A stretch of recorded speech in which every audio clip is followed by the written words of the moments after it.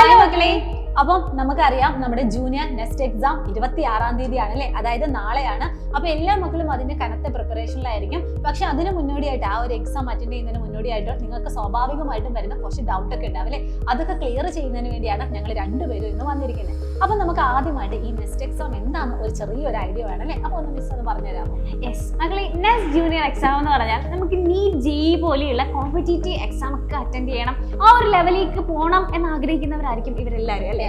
അപ്പോൾ അതിന് വേണ്ടിയിട്ട് നിങ്ങൾ ഇപ്പോഴേ പ്രിപ്പയർ ചെയ്യാൻ വേണ്ടിയിട്ടാണ് നമ്മുടെ നെക്സ്റ്റ് ജൂനിയർ എക്സാം ഉള്ളത്. 6ാം ക്ലാസ് മുതൽ 10ാം ക്ലാസ് വരെയുള്ള മക്കൾക്ക് വേണ്ടിയിട്ടാണ് നമ്മുടെ നെക്സ്റ്റ് ജൂനിയർ എക്സാം ഉള്ളത്.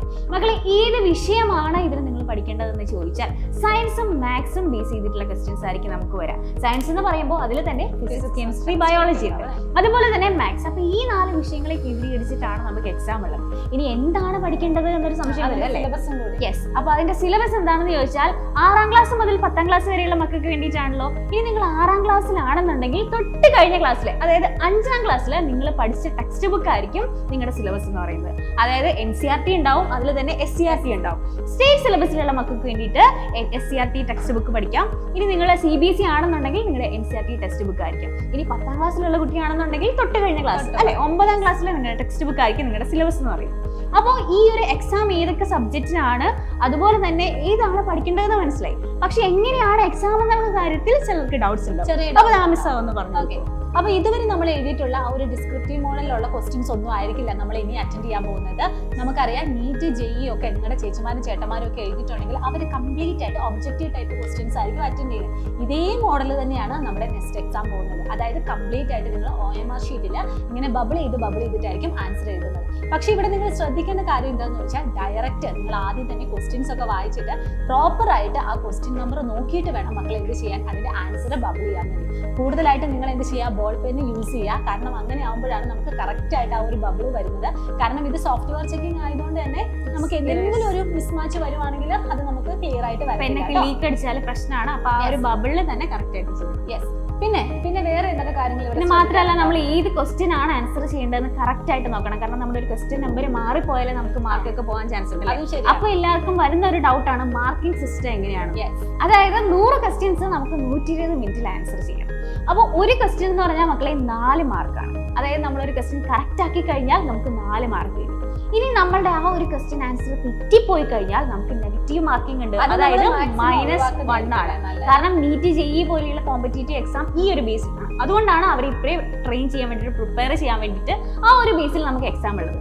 അതായത് ആൻസർ കറക്റ്റ് ചെയ്താൽ നിങ്ങൾക്ക് 4 മാർക്ക് കിട്ടും. ഇനി അത് തെറ്റിപ്പോയി കഴിഞ്ഞാൽ -1. അപ്പൊ സ്വാഭാവികമായിട്ട് ഒരു സംശയം ഉണ്ടാവും അല്ലെ, ഇനി അറ്റൻഡ് ചെയ്തില്ലെങ്കിലോ? അറ്റൻഡ് ചെയ്തില്ലെങ്കിൽ എന്തായിരിക്കും, മൈനസ് മാർക്ക് വരുമെന്നൊരു സംശയം ഉണ്ടാവും. ഒന്നുമില്ല, അറ്റൻഡ് ചെയ്തില്ല എന്നുണ്ടെങ്കിൽ നിങ്ങൾക്ക് അതിന് 0 മാർക്ക് ആയിരിക്കും. അപ്പൊ നമ്മൾ അറിയാത്ത വിഷയം തെറ്റി അല്ലെ, അറിയാത്ത ഒരു ക്വസ്റ്റ്യൻ മനഃപൂർവ്വം തെറ്റിച്ച് മൈനസ് മാർക്ക് വാങ്ങുന്നതിനെക്കാട്ടും നല്ലത് നമ്മൾ അറ്റൻഡ് ചെയ്യാത്തതാണ്. അപ്പൊ കോൺഫിഡൻസ് ഉള്ള ആൻസേഴ്സ് നിങ്ങൾ എന്ത് ചെയ്യുക, കറക്റ്റ് ആയിട്ട് അറ്റൻഡ് ചെയ്യുക. ഒരു എക്സാമ്പിൾ പറഞ്ഞാൽ നിങ്ങൾ 2 ക്വസ്റ്റ്യൻ കറക്റ്റ് ആയിട്ട് ആൻസർ ചെയ്തിട്ടുണ്ടെന്നുണ്ടെങ്കിൽ നിങ്ങൾക്ക് 8 മാർക്ക് കിട്ടി അല്ലേ. ഒരു ക്വസ്റ്റ്യന്റെ ആൻസർ നിങ്ങൾക്ക് തെറ്റിയെന്നുണ്ടെങ്കിൽ -1 വന്നു. അപ്പോൾ 8 - 1 7 ആയിരിക്കും. ഇനി ഒരു ക്വസ്റ്റ്യൻ നിങ്ങൾ അറ്റൻഡ് ചെയ്തില്ല എന്നുണ്ടെങ്കിൽ നിങ്ങൾക്ക് 0. അതിൽ പ്രത്യേകിച്ച് കൂട്ടലില്ല, കുറയ്ക്കലില്ല. അപ്പൊ ഈ ഒരു രീതിയിലാണ് നമുക്ക് മാർക്ക് ഉള്ളത്. അപ്പൊ നിങ്ങൾ വിചാരിക്കും എത്രയാണ് അല്ലെ, സമയമൊക്കെ എത്രയാണ് കാര്യങ്ങൾ എന്നൊക്കെ നിങ്ങൾക്ക് ഒരു ഡൗട്ട്സ് ഉണ്ടാവും. അപ്പൊ മിസ് അതെന്ന് പറഞ്ഞു. അപ്പം നമുക്ക് നെക്സ്റ്റ് എക്സാം എന്ന് പറയുന്നത് 2 മണിക്കൂറാണ് ടോട്ടൽ ടൈം എന്ന് പറയുന്നത്. അതിൽ തന്നെ 100 ക്വസ്റ്റ്യൻ ആയിരിക്കും നമുക്ക് അറ്റൻഡ് ചെയ്യാനുള്ളത്. അപ്പോൾ മക്കൾ മാക്സിമം എന്ത് ചെയ്യുക, നിങ്ങൾ ആദ്യം തന്നെ ആ ക്വസ്റ്റ്യൻസ് എല്ലാം ഒന്ന് വായിച്ചു നോക്കുക. കാരണം നമുക്കറിയാം നമ്മുടെ തൊട്ട് മുന്നത്തെ ക്ലാസ്സിലെ സിലബസ് തന്നെയാണ്. അപ്പോൾ ചില ക്വസ്റ്റ്യൻസ് ഒക്കെ നിങ്ങൾക്ക് വളരെ ഈസി ആയിട്ട് തോന്നും. പക്ഷെ നിങ്ങൾ ശ്രദ്ധിക്കണം. കാരണം എന്താണെന്ന് വെച്ചാൽ നമ്മുടെ എന്തെങ്കിലും നമ്മുടെ ഒരു കൺഫ്യൂഷൻ ചിലപ്പോൾ നമുക്ക് മാർക്ക് പോകാൻ വേണ്ടിയുള്ളൊരു ചാൻസ് ഉണ്ട്. അതുകൊണ്ടാണ് ആദ്യമായിട്ട് തന്നെ പറഞ്ഞത് നിങ്ങൾ ക്വസ്റ്റ്യൻ വായിച്ചിട്ട് പ്രോപ്പർ ആയിട്ട് തന്നെ നിങ്ങൾ ലേബൽ ചെയ്യണം. അതുപോലെ തന്നെ നിങ്ങൾ ശ്രദ്ധിക്കേണ്ട ഒരു കാര്യമാണ്, നമ്മൾ ഓരോ ക്വസ്റ്റ്യൻസും കാണുന്ന സമയത്ത് നിങ്ങൾക്ക് എന്തെങ്കിലും ഒരു ടഫ് ആയിട്ടുള്ള ക്വസ്റ്റ്യൻസ് കിട്ടുകയാണെങ്കിൽ നിങ്ങൾ അതിൽ കൂടുതൽ കോൺസെൻട്രേറ്റ് ചെയ്യാൻ വേണ്ടി ശ്രമിക്കരുത്. കാരണം നിങ്ങൾക്ക് കിട്ടുന്നില്ല, അല്ലെങ്കിൽ എനിക്കിത് തെറ്റിപ്പോകും എന്നൊക്കെ ഡൗട്ട് ഉണ്ടെങ്കിൽ നിങ്ങൾ മാക്സിമം അത് അവോയ്ഡ് ചെയ്യുക. കാരണം അത് അറ്റൻഡ് ചെയ്ത് ചിലപ്പോൾ നമുക്കൊരു നെഗറ്റീവ് മാർക്ക്, ടൈം മാനേജ്മെന്റ് അല്ലേ. അപ്പോൾ മാക്സിമം നമ്മൾ എല്ലാവരും എന്ത് ചെയ്യണം, നെഗറ്റീവ് മാർക്ക് വരാതിരിക്കാൻ വേണ്ടി ശ്രമിക്കുക കേട്ടോ. അതുപോലെ തന്നെ നമുക്കറിയാം നമ്മുടെ ഓരോരുത്തരും നോക്കുന്ന സമയത്ത് ചിലപ്പോൾ എനിക്ക് ഫിസിക്സ് എളുപ്പമായിരിക്കും, അല്ലെങ്കിൽ എനിക്ക് മാത്സ് എളുപ്പമായിരിക്കും അല്ലേ. അപ്പോൾ നിങ്ങൾ എന്ത് ചെയ്യാമെന്ന് വെച്ചാൽ നിങ്ങൾക്ക് ഏറ്റവും കംഫർട്ട് ആയിട്ടുള്ള ആ ഒരു സബ്ജക്റ്റിലെ ക്വസ്റ്റ്യൻസ് തന്നെ ആദ്യം അറ്റൻഡ് ചെയ്യാൻ വേണ്ടി നോക്കുക. പക്ഷെ ഒരിക്കലും നിങ്ങൾ ഒരു ക്വസ്റ്റ്യൻ പോലും മിസ്സാക്കരുത്. കാരണം നിങ്ങൾ ആ ഒരു ടൈം മാനേജ്മെന്റ് എന്ന് പറയുന്നത് വളരെ ഇമ്പോർട്ടൻ്റ് ആണ്. എക്സാം ഒക്കെ എഴുതി കഴിഞ്ഞിട്ട് നിങ്ങൾ തിരിച്ചു വരുന്ന, അല്ലെങ്കിൽ നമ്മൾ ഈ ഒരു എക്സാം ഹോളിൽ നിന്ന് ഇറങ്ങുന്ന സമയത്ത് അയ്യോ ഈ ഒരു ക്വസ്റ്റ്യൻ എനിക്ക് അറിയാമായിരുന്നല്ലോ പക്ഷെ എനിക്ക് സമയം കിട്ടിയില്ല എന്നൊരു ചിന്ത നിങ്ങൾക്ക് ഒരിക്കലും ഉണ്ടാവരുത് കേട്ടോ. ഇത് നിങ്ങൾ എന്ത് ചെയ്യണം, ശ്രദ്ധിക്കണം. അതുപോലെ തന്നെ മക്കൾ ശ്രദ്ധിക്കേണ്ട വേറൊരു കാര്യമാണ്, നമുക്കറിയാം ഈ ഒരു ഒബ്ജക്റ്റീവ് ടൈപ്പ് ക്വസ്റ്റ്യൻസ് ആണ്. അപ്പൊ ആൻസറിലെല്ലാം ABCD എന്ന് പറഞ്ഞ ഓപ്ഷൻസ് ഉണ്ടാവും. അപ്പൊ ഇങ്ങനെ ABCD എന്നുള്ള ഓപ്ഷൻസ് വരുമ്പോൾ നിങ്ങൾ സ്വാഭാവികമായും ചെയ്യുന്ന കാര്യമാണ് ആ ക്വസ്റ്റ്യന്റെ ആൻസർ അവിടെ തന്നെ ടിക്ക് ചെയ്യാന്നുള്ളത്. എല്ലാ ആൻസറും അറ്റൻഡ് ചെയ്തിട്ട് നിങ്ങൾ ഏറ്റവും അവസാനമാണ് നിങ്ങൾ OMR ഷീറ്റിൽ ഇങ്ങനെ ബബിൾ ചെയ്യാൻ പോകുന്നതെങ്കിൽ അവിടെ നിങ്ങൾക്ക് ഈ ഒരു ടൈം മാനേജ്മെന്റ് എന്ന് പറയുന്നത് വളരെ ഇമ്പോർട്ടന്റ് ആയിട്ട് നിങ്ങൾ നോട്ട് ചെയ്യേണ്ട കാര്യമാണ്. കാരണം നിങ്ങൾക്ക് ചിലപ്പോൾ അതിനുള്ള സമയം കിട്ടാനും ചാൻസ് ഇല്ല കേട്ടോ.